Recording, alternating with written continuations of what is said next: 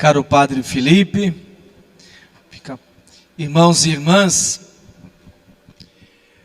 neste ano, aos domingos, nós estamos acompanhando o Evangelho de São Marcos. Dos 4 evangelhos que chegaram até nós, o mais antigo é justamente o de São Marcos.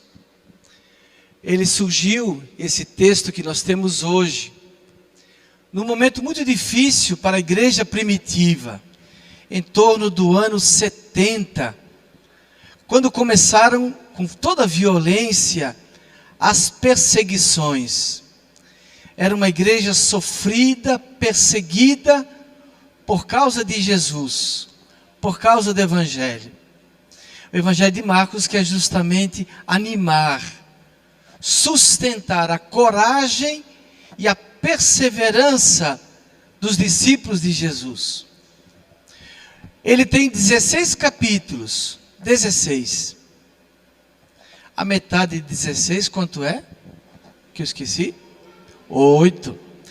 Até o capítulo 8, de vez em quando aparece uma pergunta: quem é Jesus? Quem é esse? Quem é ele? No meio do texto do Evangelho, ou seja, no capítulo 8, no eixo, no núcleo, aparece a resposta dita por São Pedro: Tu és o Cristo, Tu és o Messias. De agora em diante, capítulo 9 até o 16, o Evangelho de Marcos não vai mais perguntar quem é Jesus. Vai dizer o que significa Cristo Jesus. Que Jesus é o Cristo. E o que significa caminhar com Jesus. Seguir com Jesus. Mais do que uma estrutura literária assim bonita, o Evangelho de Marcos é uma catequese. Ele usa todo esse jeito bonito de organizar o texto para catequizar, para formar os discípulos de Jesus. O texto que nós ouvimos hoje é do capítulo 9. Então, de agora em diante, nós vamos ver que tipo de Cristo é Jesus e o que significa ser seu discípulo. Ele faz um anúncio da paixão. Pela segunda vez, Jesus diz, e eles estão caminhando até Jerusalém, Jesus diz que ele vai ser rejeitado, perseguido e morto. Depois vai ressuscitar. Ou seja, Jesus está dizendo aos discípulos que ele está fazendo um caminho que passa pela cruz. A cruz como expressão de amor, de entrega. Amou-nos até o fim, diz o Evangelho de São João. Uma vida doada, entregue, um alto sacrifício, um sacrifício de si mesmo. É isso que Jesus diz. Mas os apóstolos não entenderam nada. Eles começam uma discussão entre eles. Um mal-estar, digamos assim. Ficam brigando, podemos também dizer assim, para ver quem é o maior dentre eles. Quem é o mais importante dentre eles. Jesus está caminhando à frente, eles estão atrás, e começa a discussão. Um deve ter dito: eu sou o mais importante. O outro diz: não, sou eu. E começa a se desentender. Vejam que não entenderam nada. Jesus fala: eu vou dar a minha vida lá em Jerusalém. Eu não vou fazer sucesso. Eu vou ser rejeitado. A glória passa pela cruz, pelo sofrimento, pela vida entregue. Mas os discípulos estão noutra dinâmica. Quem é o mais importante? Quem é o maior? Quando chegam em casa, e Jesus morava na casa de Pedro, em Cafarnaum. Quando chega em casa, em Cafarnaum, Jesus faz de conta que não escutou a discussão entre eles. E aí faz uma pergunta: o que vocês estavam discutindo no caminho? O Evangelho diz que eles ficaram sem jeito. Eles ficaram envergonhados, calados, porque tinham vergonha de dizer que estavam se desentendendo por causa de disputa de poder, para ver quem é o mais importante, o maior do grupo. É claro, eles sabem que Jesus, desde o início, vem ensinando algo totalmente diferente. O que Jesus faz? Nós ouvimos e podemos até acompanhar ali.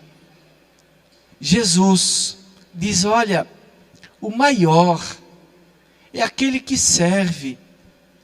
Quem quiser ser o primeiro, tem que ser o último da fila, podemos dizer assim. O servidor. Na lógica do Evangelho, na perspectiva de Jesus, o maior não é quem tem poder, dinheiro, prestígio, fama, sucesso, cargo importante. Na perspectiva de Jesus, o primeiro, o mais importante é o que serve. Como ele fez no lava-pés. Há uma mudança que desconcerta. Porque também nós hoje entramos muitas vezes não nessa perspectiva de Jesus.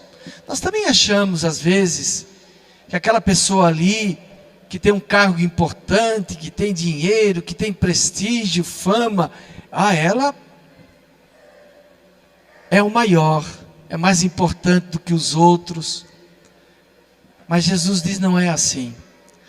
Quem se doa, quem se entrega, quem gasta a sua vida em favor dos outros, esse é o mais importante. Essa é a revolução.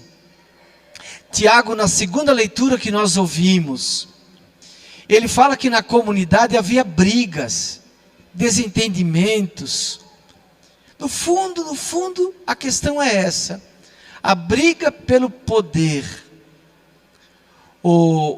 Os psicólogos, aí o padre Felipe não me deixa mentir, que é psicólogo, em geral dizem que 90% dos nossos desentendimentos, dos conflitos entre nós, tem sua razão, sua origem na disputa pelo poder.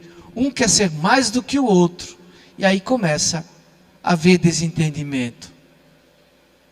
Tem um psicanalista alemão chamado Erich Fromm. Ele dizia assim: toda ânsia de poder não se origina na força, mas na fraqueza. Quanto mais uma pessoa é insegura, tem a autoestima lá embaixo, mais ela quer se afirmar, mas quer aparecer que tem poder. Você quer conhecer uma pessoa, dê poder para ela. Às vezes tem uma pessoa que trabalha numa empresa ali, é simpática, atenciosa, bacana, mas quando recebe um cargo, o nariz empina e já começa a ficar se sentindo superior. Entender a lógica do Evangelho é romper com essa raiz de muitos conflitos, desentendimentos, brigas, na igreja também. Os nossos grupos da igreja às vezes vivem verdadeiras discussões, mal-estar, porque um quer ser mais do que o outro.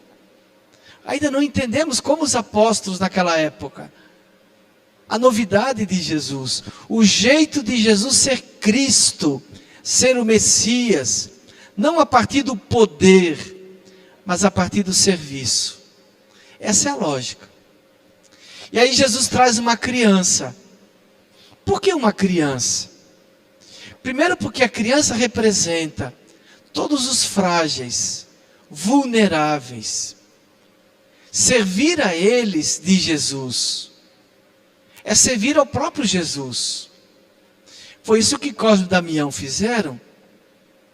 Eles eram conhecidos porque eles eram médicos que não cobravam.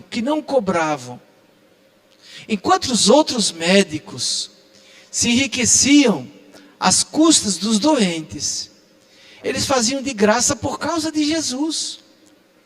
E eles aproveitavam a doença do corpo, os males físicos, para cuidar também do espírito das pessoas, anunciando Jesus, falando do Evangelho. Mas não cobravam nada, porque eles perceberam que esse é o caminho, esse é o jeito de viver o seguimento de Jesus, porque esse é o caminho de Jesus. O segundo aspecto da criança é a simplicidade. Uma palavra que nós usamos para falar das crianças é inocente. Inocente quer dizer não. Nocente quer dizer nocivo, que faz mal. A criança é inocente, ela não é nociva. A criança não tem preconceito, não tem ganância. E quando ela começa a ter, é porque ela aprende com os adultos ao redor. Mas em geral, a criança não tem nenhum desses sentimentos fúteis que às vezes nós temos. A criança é simples, alegre, fala com todo mundo, brinca, não discrimina, dá o brinquedo. Mas tem pais que fazem questão de ensinar ao seu filho: não brinca com fulano, não dê nada para ninguém, e começa a educar. Mas a criança não é assim. Vou dar um exemplo. Uma vez eu fui almoçar numa casa de uma família de amigos, quando eu trabalhava em Fortaleza, no Ceará. Aí no final do almoço, com sinceridade, mas também com gentileza para agradar os donos da casa, eu disse: olha que comida gostosa. Fazia muito tempo que eu não comia uma comida tão gostosa. A família tinha uma criança. O menino olhou para mim e disse: nós também. A criança é assim. Jesus traz do centro uma criança e diz: sejam como ela, inocentes, não façam mal. Às vezes até no casamento, marido e mulher, não há uma relação de serviço. O machismo faz com que o homem se ache superior, que manda autoridade sobre a mulher. Não, parceiro. E no trabalho, na igreja, na comunidade. A proposta de Jesus é criar relações novas. O maior é o que serve. Quem se faz o último será o primeiro. Esse é o jeito de Jesus. No presépio, que mistério. Eu nesses dias de pandemia, eu tenho lembrado muito isso.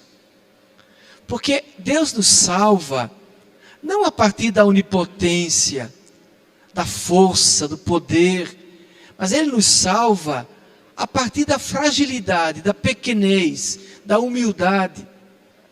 Aquele menino recém-nascido, que nós contemplamos no Natal, reclinado num coxo de animais, é o Filho de Deus. Que mistério! Ele não entra na história revestido de glória, entra assim, já pequenino, frágil, pobre, humilde. Na cruz, que aqui temos a cruz, grita de dor, pede água, recebe vinagre, dando a vida por nós. Esse é o jeito. Então, se alguém quer seguir Jesus, esse é o caminho. Não dá para se escolher um outro caminho e dizer: não, eu quero também ser mais importante, eu quero continuar sendo mandão, respeitando os outros, mas eu vou para a missa, eu vou para a igreja. Não dá. É o caminho de Jesus. Neste ano, em nossa diocese, nós estamos no ano diocesano da Eucaristia, foi dito até no comentário inicial, e o tema da festa desse ano é Vinde, adoremos. Justamente em sintonia com o ano da Eucaristia em nossa diocese. O que é a Eucaristia? Aí eu vou chegar aqui mais perto. Um dia o Filho de Deus, dizia São Francisco de Assis, um dia ele desceu lá do trono real e se fez carne no seio de Maria. Agora, ele desce todos os dias e se faz humilde pedaço de pão. A hóstia consagrada não é um símbolo, não é uma figura, não é uma imagem, é Jesus. Nós usamos o termo presença real, porque é uma realidade. Quando o padre, o sacerdote ergue a hóstia, diz: eis o Cordeiro de Deus. Vejam que mistério. O mesmo Filho de Deus, que se fez pequenino em Belém, humilde e frágil no Calvário, agora se faz pedaço de pão, frágil, pequenino. Às vezes, acontece até conosco, com os sacerdotes, numa procissão de padroeiro, de padroeira, quando a imagem está chegando, a imagem do santo, da santa, às vezes se diz assim: Nossa Senhora está chegando, vamos receber Nossa Senhora. Está errado, está errado, não é Nossa Senhora. Aquela imagem ali é uma imagem de Nossa Senhora, mas não é Nossa Senhora. Não é? Não é. Porque não é uma presença real, é um símbolo. Lá em casa, eu tenho o retrato da minha família, meus pais, meus irmãos. Eu não posso dizer, aqui está meu pai. Não é, meu pai está lá em Santa Catarina. É um símbolo, uma lembrança. A gente não pode colocar no mesmo nível. Agora, na hóstia consagrada, a gente pode dizer: é Jesus, é Cristo Jesus, porque é presença real, não é simbólica. Os protestantes é que dizem que é só símbolo. A ceia, como chamam os protestantes, é símbolo, mas para nós não é símbolo. Ele se transubstancia, ele se transforma em pão, para ser presença real, alimento para nós. Como nós somos amados por Deus. Ele que é o servidor, que dá a vida, continua servindo, se doando a nós, todos os dias, no altar. Quando a gente percebe isso, a gente começa a mudar. Aí eu vou contar um fato, que eu já contei em vários lugares. Vocês devem ter ouvido, mas acho que vale a pena lembrar. Lá em Pernambuco, perto de Recife, na paróquia de Sirinhaém, tinha um senhor, seu Josué. Ele era o sacristão. Era quase como o Raimundo aqui nessa paróquia. Cadê o Raimundo? Era quase como o Raimundo aqui. Mas seu Josué já tinha seus 84 anos. Ele era também uma espécie de Simeão, aquele Simeão que vivia no templo, zeloso com a igreja. Um dia na festa da padroeira, Nossa Senhora da Conceição, quando terminou a missa, aí as pessoas chegaram dizendo assim: que missa bonita, a missa hoje foi bonita, que missa linda. Ele chegou para mim, com aquele sotaque lá do litoral de Pernambuco, bem carregado, e disse assim: Frei Beto, eu estou com essa idade, 84 anos, desde menino que eu venho a esta igreja, eu nunca vi uma missa feia. Eu estou para ver. É fé. Essa é a fé. Quando a pessoa telefona para a igreja para saber quem é o padre, porque se for o padre fulano eu vou, é problema de fé. É um problema de fé. Quando o agente de pastoral, membro de grupo de igreja, diz: hoje eu vou para a missa porque eu tenho que fazer isso, é um problema de fé.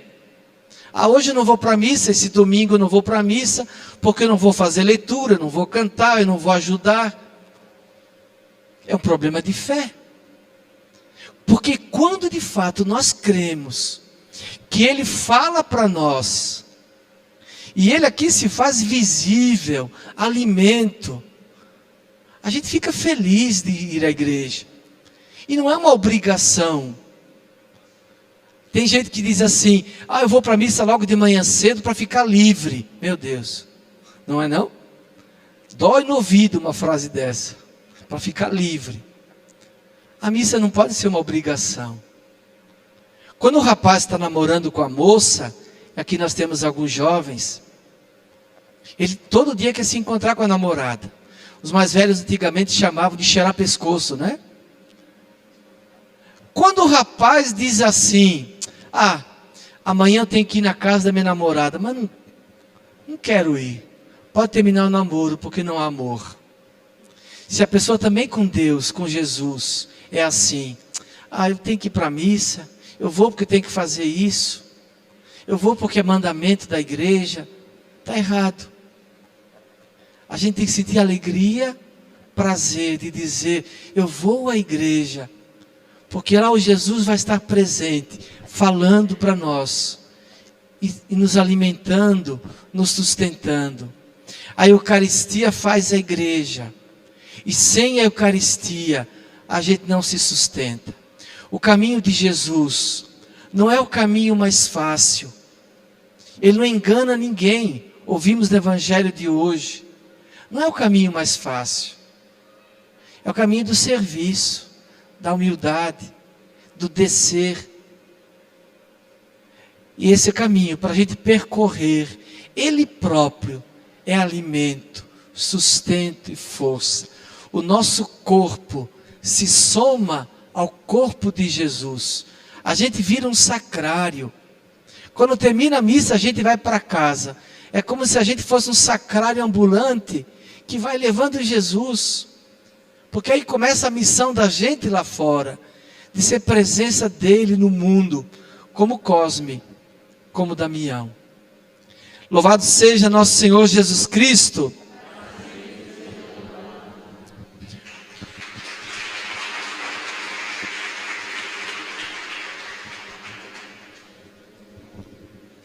O Papa falou há pouco tempo atrás que as homilias, as pregações devem ser curtas. E as freiras bateram palma para o Papa. Hoje eu não obedeci ao Papa.